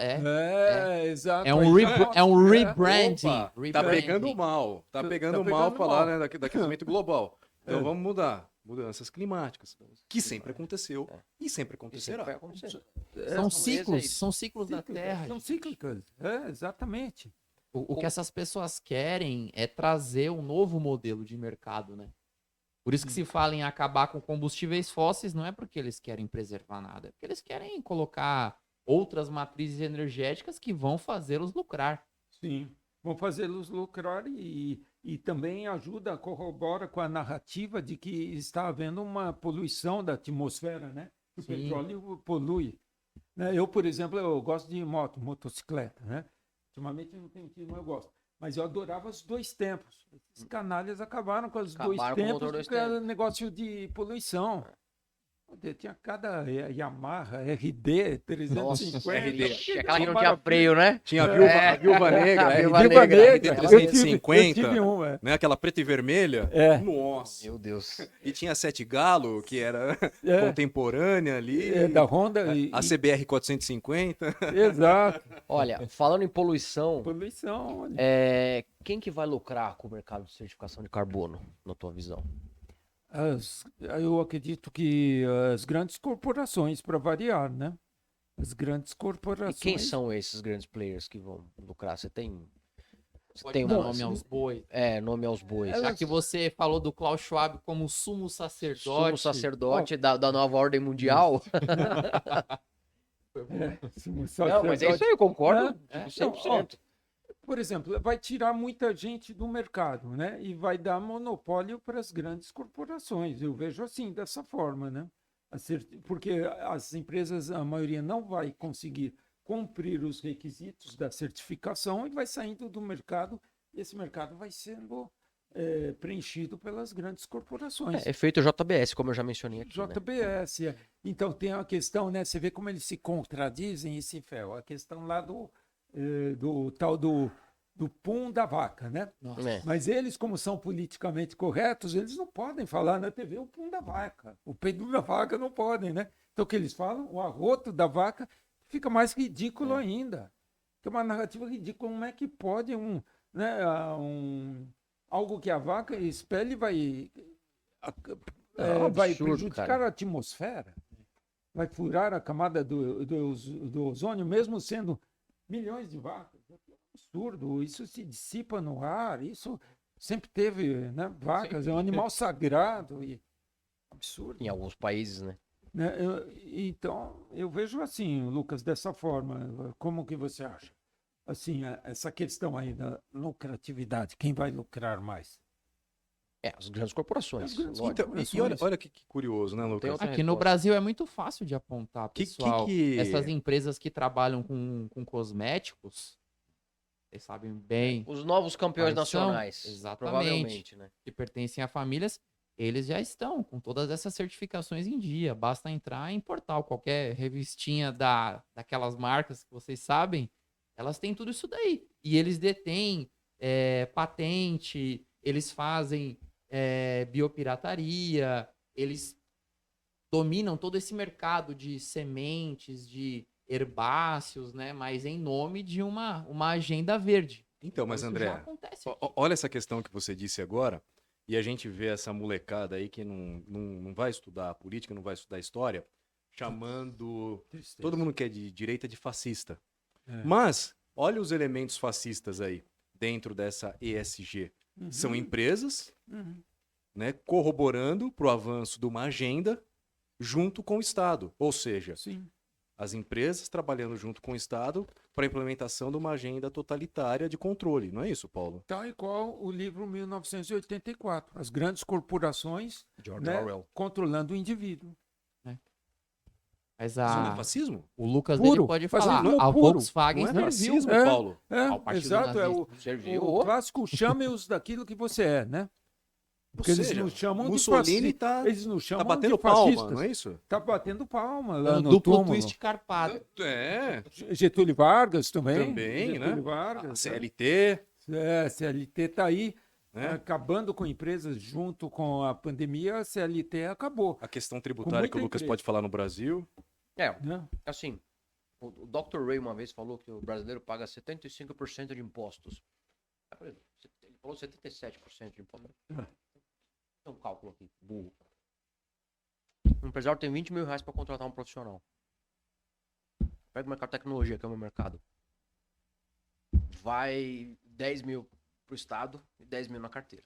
Ah, então sobra 10 mil. Porra, vocês têm 50% de imposto. Não. Sobra líquido ali, líquido. 7.800, né? Líquido pro profissional CLT contratado. E imposto sobre consumo, média aí, 38, 39%. Sobra quanto? 4,5 pro cara gastar. O poder de compra real dele, R$4.500, R$5.000, no máximo ali. Perante os 20 mil dá quanto? 75% de imposto. Ele tem toda a razão. Nossa. É uma pancada, cara. Dos 20 É. mil reais que o empresário gasta pra Sim. contratar um profissional CLT, É. O 70, mais de 75% vai pra mão do Estado. Isso é fato, cara. E se Eu você vivo isso entrar todo dia. Agora me no fala site disso, do Tesouro mais Direto, você vai ver que a camada majoritária dos gastos do governo é com folha de pagamento. rapidão. De pagamento, Então, né? quer dizer, não é saúde, educação, segurança, é auxílio terno. É. Estado inchado, né? Estado inchado, realmente, né? Olha, precisa desinchar muito pra ele ficar só inchado. É mesmo. Ele é astronomicamente inchado. É um escárnio, cara. O Estado escárnio. brasileiro, o establishment brasileiro, acho que é o maior do mundo. E cara. também a questão da regulamentação da economia de mercado, né, Lucão? Aí É. vai Mas não tem falar como- do CAD. O único. Sim. O CAD é uma Sim. puta de uma cagada. Não é mesmo, Paulo? É. Ou seja, então eles querem regulamentar a economia de Estado. Tem uma questão também da segurança, Sim, né? Eles precisam do caos na segurança, sim. né? Querem terminar, acabar com a polícia militar, querem acabar com os exércitos que têm essa soberania, querem criar um Com exército... o nosso já acabaram, né? Diga-se de Infelizmente. passagem. Querem- Primeiro ato do Lula foi acabar com o porte de trânsito pra quando o CAC tá indo pro stand de tiro. E eu não posso mais ir protegendo o meu acervo pro stand. Isso é revoltante, cara. É mesmo. Isso é revoltante. Eles querem também a criação de um exército mundial. Sim, eles querem. E O Lula já esse falou de exército criar a mundial polícia seria dele. a OTAN, né? Ali a OTAN é o embrião do exército mundial. Ó, e outra coisa. O Lula já falou, não foi uma vez só, em criar a Schutzstaffel dele aqui, a SS dele aqui no Brasil. A Guarda Polícia, Nacional, A Guarda né? Nacional. É. Vai ser a SS do brasileiro ali, ou a KGB. Tem que falar É, bigodinho, não pode FSB falar o hoje nome em dia. dele. Hã? Não pode falar o nome dele, tem que falar É bigodinho. bigodinho. De quem? Do desse aí que você falou. Desse. Esse É. não cai. Ah, é? O Yossi? Adolfinho, Adolfinho. Ah, o Adolfinho. Adolf. O Lucas, senão você não vai poder comprar suplementos no mês que vem. É Sua verdade. moeda digital minha lá. moeda digital vai cair, eu não vou poder A comprar. cota também. Eu de compro, hein, proteína cara? animal dele vai ser, ó. E o mais louco disso tudo, que quem financiava os dois lados, né? Na Segunda Guerra Mundial, eram os banqueiros, Eram os financiavam os dois lados. Os banqueiros. Opa, mas e é aí, lógico Paulo? que Financiava a base Né? aliada, Safe eu não bet, Paulo. safe bet. É. Pois é. Por que isso? E uma estratégia, essa de financiar dos dois lados, vem lá de trás, conforme comentamos, né? Os banqueiros lá até. Não sei nem traçar o começo, mas eu citei no livro a época do Jacob Fugger, que era um banqueiro alemão, né? Da época de 1450 por aí. Ele financiava os dois lados já. Eles ganham muito financiando os dois lados. Né? Muito. Eles criam dívida. muito. É, Eles criam dívida. São credores de dívidas eternas. E os caras. exato. Exatamente. Olha, De Temos tudo, papo pra de tudo mais que uns 3 falamos, dias de aqui. tudo Cara, que nossa, falamos, sim. se puder sintetizar, Vamos mesmo. olha só, pessoal. Então, a ideia é controlar as suas finanças, a ideia é controlar seus hábitos de consumo, a ideia é controlar a informação que você vê, Sim. a ideia é controlar o Deus que você venera e controlar até o que vai dentro do seu corpo. Sim, e mais uma coisa eu vou acrescentar, e que está prestes a acontecer, hein? A ideia também é controlar o seu pensamento. Sim. Já estão trabalhando nesse sentido com vários projetos aí, entre inteligência artificial, chip. O Klaus Schwab, Isso não é ele falava satânico. em 2013 ainda que eles já tinham uma tecnologia para fazer esse controle de Imagina. pensamento. 2013. Então, mas Olha André, isso, ele nós falou- vamos ter que criptografar o pensamento. Sim, Como mas é que pode? olha só, esse controle do É o que ele sempre pensamento fala, mano. vem na É questão corrupção também. da percepção que ele Sim, sempre fala. É. Além Essa da tecla corrupção que da ele sempre percepção, poxa vida, eu não consigo mais assistir filme, eu não consigo mais assistir série. O pessoal fala, vamos assistir um canal aí, um streaming aí que tem de vários filmes, eu não vou falar o nome.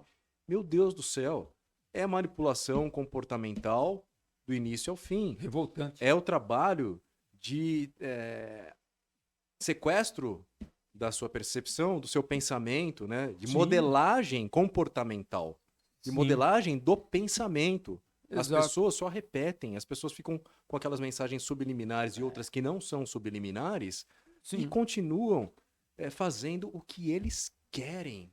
É. E ai de quem falar contra. É. São papagaios, né? Ninguém mesmo. foge do óbvio. É. Agora tem a questão, né, Lucas? Nós somos, só no Brasil, 80 milhões. No Mundial, espero alcançarmos a metade da população mundial. Né? E a população mundial real, não a reduzida que sonham em ter. Porque também é um tempo de despertar. Nós temos que despertar. Nós, nossos amigos, os que vão se encontrar em breve, somos o quê? Os despertos, não somos mais simples ativistas ou editores ou políticos, somos A gente os aprofunda. despertos. E nós vamos A gente contaminar os aprofunda, outros. ó, você com teu livro, com a sua grande participação nos movimentos sociais aí, à direita, a gente com o nosso podcast, na época, o parlatório, o globalismo, a verdade inconveniente. E aqui a gente sempre vai falar a verdade, por mais dura e inconveniente que ela seja. Jamais mentiras agradáveis, suportáveis.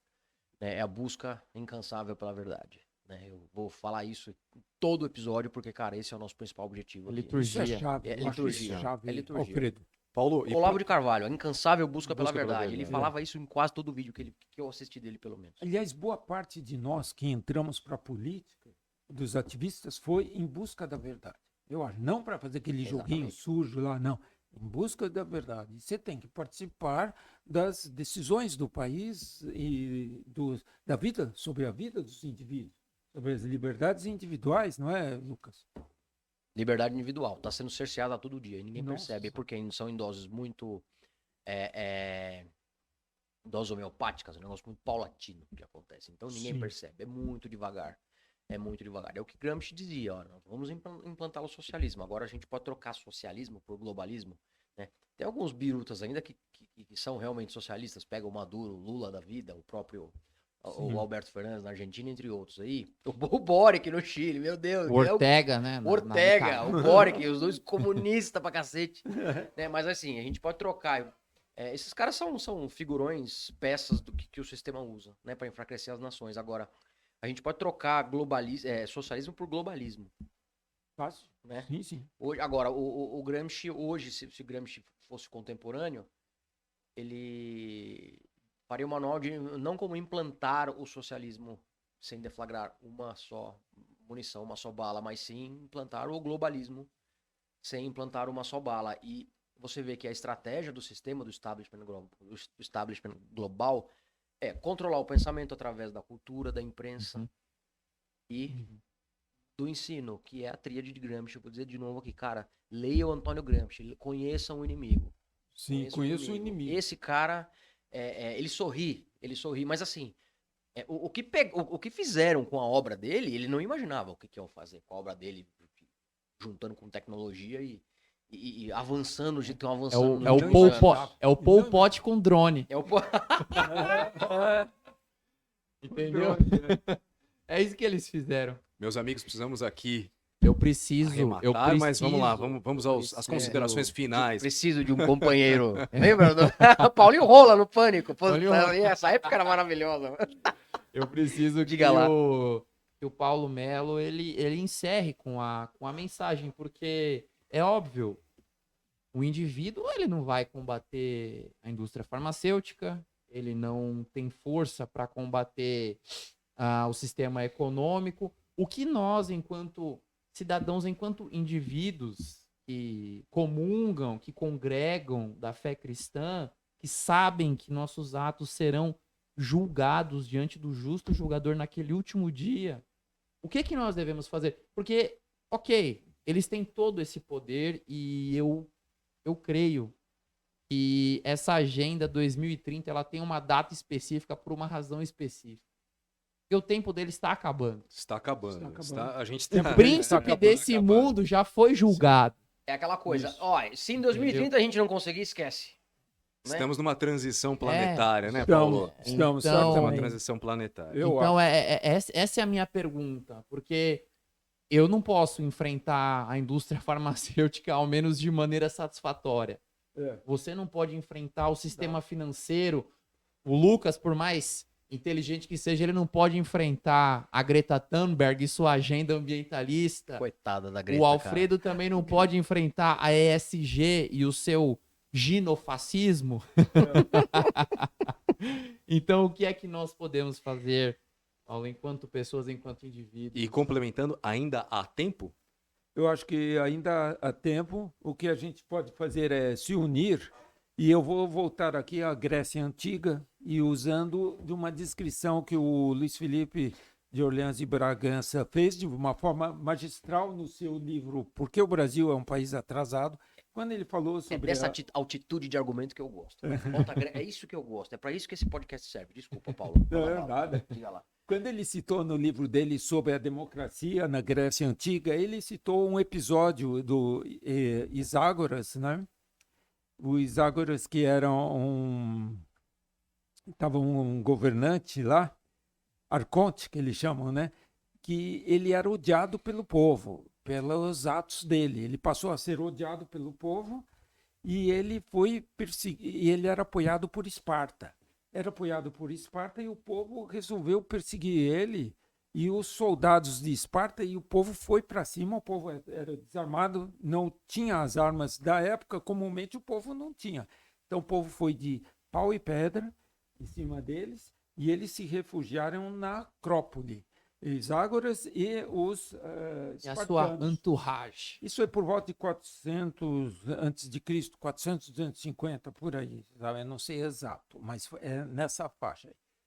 Eles fugiram para lá e ficaram sitiados. Ficaram sitiados porque o povo se uniu contra ele. E ficando sitiados lá por uma semana, chegaram a uma negociação e conseguiram um salvo-conduto, livre-conduto para sair da Acrópole. E Iságoras e os soldados espartanos e voltaram para Esparta e foram protegidos e foi um acordo feito. Aí o povo se viu como? Com o poder nas mãos. Com o poder nas mãos, isso, né, 400 antes de Cristo. Aí o povo falou, só que esse poder difuso, quem vai nos liderar? Aí acharam o Clístenes. Clístenes era o aristocrata que veio com essa ideia para eles, para o povo. Então, Clístenes passou a ser o arconte e ele trabalhou por muitos anos esse sistema, dando poder ao povo, porque o povo é maioria, só que o povo tem que despertar. E na época despertou e agora tem que acontecer de novo. E aí entrou aquela questão. Clístenes pensou, Alfredo, como que vou governar agora? O povo me deu o poder. O povo ganhou o poder ao, né, mandar para embora Iságoras e o exército, me deu poder. Como eu vou governar? Ele pensou o que tinha acontecido, a história é recente, e falou, eu vou repartir o poder, vou tirar da mão dos aristocratas e dos novos que vieram também, e vamos repartir em distritos. e repartiu em 150 distritos o poder. E nessa repartição, cada distrito tinha o seu governante, vamos dizer assim. E aí a democracia real começou a vigorar. E que demo é distrito, né? E cracia governo. E isso perdurou, diz que parece que uns 70 anos deu certo, mas depois os diversos ataques e tudo da elite, do sistema querendo voltar, o povo, quando ele extrapola, às vezes extrapola, a gente vê aí ativista extrapolando, gente querendo... É humano, é humano. É humano. Aí a coisa caiu de novo, mas esse é o caminho. Então vamos supor aqui, vamos pegar aqui São Paulo. Quantas subprefeituras temos aqui? 32, se eu não me engano. 32 Ou 60. Vamos que seja, vai. 32, vai. Você consegue até ver, né, Lucas? Vai falando aí que eu já falo quantas. Essas subprefeituras vão juntar. O pessoal que está lá, os ativistas que são ativos estão lá, vai se juntando. Depois a gente junta também em pequenos bairros. Na Hoje mosca, 32. 32. Hoje nós temos uma luta contra o IPTU, que visa também desapropriar, tirar as propriedades dos munícipes. Então, essas associações Então a contra ideia o é IPTU fragmentar alto, o poder. é fragmentar o poder. Essa é a ideia. O Luiz Felipe sempre foi a favor do voto distrital. Então vamos dar. Esse é o caminho. Não, eu dei o exemplo de São Paulo, acontecendo no país inteiro. Fortaleceu. O povo, aí quero ver. Quem paga mais imposto tem mais poder de voto, cara. E agora a Basicamente, companhia, Voto censitário, né? né? Voto sem- companhia censitário. grande X, Quero ver o universitário eleger alguém. É, isso a aí. Quem companhia nunca produziu grande nada. X, por exemplo, Lucas, está lacrando demais e o povo está insatisfeito. Para de comprar. Para de Boicote. comprar tudo. Boicote. Não há nada mais legítimo do que o boicote voluntário, cara. É. O nosso poder, se era grande na época lá de Clístenes, imagina hoje. Só é uma questão de acordar. E o tempo cósmico, como o Alfredo citou aqui, está propenso para isso. A verdade está aparecendo, as máscaras estão caindo. Vamos trabalhar nisso. Uma última observação aqui, mais uma curiosidade. Se você não quiser responder, fique à vontade. Sim, sim. Bom, governo federal nós estamos fodidos, mas Estado de São Paulo, Tarcísio Gomes de Freitas, o que é que você espera do governo dele? Olha, eu espero bastante. Eu tenho visto ele tomar umas atitudes aí interessantes quando ele interpelou o Ministério Público, que que questionou uma atitude dele. Na frente dele, ele falou: estou governando para o povo, não para o Ministério Público, né? Eu espero bastante do Tarcísio. É um homem que faz, ele quer ver o resultado daquilo que ele faz, ele trabalha realmente para o povo. Só tem um pouco de receio essa questão de que eu não vi muita gente da direita conservadora indo para o governo dele. Tem, mas não ainda são é muitos. majoritariamente a equipe do Dória, né, que tá ali Pois com é. ele. Ainda. A Vamos equipe- ver ao longo do governo como é que vai ser essa transição, se houver. E parece que foi dizem aí nos bastidores que foi só uma parte figurativa da direita. Da direita, Só Esse figurativa. problema. Né? Que, Mas- que não tem aquele poder, né? Não, Né? não diz nada, não dita nada. Um problemazinho, diz que está o staff do Tight Pants. Tight pants, o que é isso? Calça apertada. Tight pants, boa. Te peguei. Pegou. Bom, e com Calcinha apertada aí. com essa pérola, terminamos. Cara, eu Mais um preciso capítulo. falar isso. Vai, eu André, lembrei vai, daquele aquele cara que andava vestido de coringa com aquela música lá. Eu não sei quem é aquele cara, meu. Putz. Que é. Cai calcinha apertada, né? Ó, Que andava. Que foi naquela época que a crise sanitária tava muito forte, que eles fizeram aquelas manifestações em frente à casa dele e tal. Aí tinha um cara vestido de coringa, Eu lembro. ele andava com uma caixa de som com uma música em homenagem ao Dória. Meu Deus. bom, mas não iremos homenageá-lo, Pelo Né? contrário. pelo contrário. E quero agradecer muito, Paulo, pela sua presença aqui, por essa aula de Imagina, história, a aula eu tive com vocês. pela sua obra, por Obrigado. este livro e pelos próximos que virão. O quanto eu o admiro, eu já o conheço, não através dos livros, né? Mas Já há um através da gente lutar por um país melhor, por a gente militar pela liberdade, pelas liberdades individuais e pelo crescimento de uma nação. E não só de uma nação, mas do nosso planeta, um crescimento espiritual do nosso planeta e essa transição que nós estamos passando. Exatamente. Muito obrigado, Paulo. Muito obrigado, André, Lucas, por mais um dia fantástico com vocês. Eu agradeço a honra que vocês me deram de participar do programa de vocês. A honra foi Não, nossa. disponha, Obrigado pela disponha. disponibilidade. Viu, Nada. Paulo? Desculpa meu atraso, me atrasei um pouquinho hoje aí, por motivos corporativos, mas tá tudo certo, né? Conseguimos gravar e A desculpa é falar pro bastante. Moa. Desculpa, foi boa. Desde que não seja uma corporação de 1984. Não, Não, essa não. não, essa não, essa não. As Essa agrega escusas muito. são verdadeiras. Né? Essa aí é protagonista no processo de pejotização no Brasil. Né? Isso é muito bom, cara. Sim. Né? No Mas processo enfim, de, perdão. pejotização. Ele Ah, faz as sim, pessoas sim. pagarem menos impostos dentro da lei. Que ótimo. Um pouquinho mais de lucro pra gente, muito mais barato pros clientes e muito mais dinheiro no bolso do profissional. E menos dinheiro pro Estado. É maravilhoso. Maravilhoso. Bom, então, nesse clima aí de descentralizar o poder que está aí na mão do Estado, né? Isso. Estamos aqui nesse clima alegre de poder passar essa mensagem tão importante e séria. Nós passamos uma mensagem séria, de uma forma mais descontraída, mas isso aqui é muito sério, o que a gente está tratando, tá? Então, meus amigos, agradeço mais uma vez por estarem conosco nesse dia, por investirem o tempo de vocês nesse despertar. E o despertar é o poder que está nas suas mãos. Muito obrigado por mais um episódio do ParlaCast. Obrigado.